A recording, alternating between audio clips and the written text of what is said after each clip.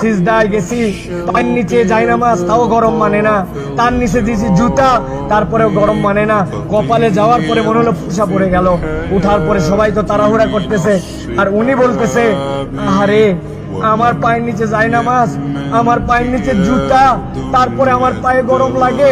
আর আমার নবী সাহাবীদেরকে কালেমা গ্রহণ করার জন্য এই পাথরের মধ্যে চিট করে শুয়ে রেখে বুকের উপরে পাথর জমাই দিয়েছে।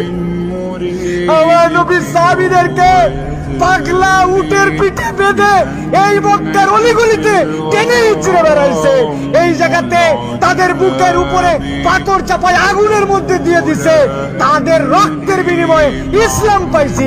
আজকে আমি 2 রাকাত নামাজে পায়ের গোড়ালি গরম হয়ে যাচ্ছে জন্য কষ্ট হয়, এসিটা একটু কম ঠান্ডা মারে জন্য কষ্ট হয়, আমার মাথার উপরে যদি একটুখানি সুন্দর ছাতা না থাকে কষ্ট হয়।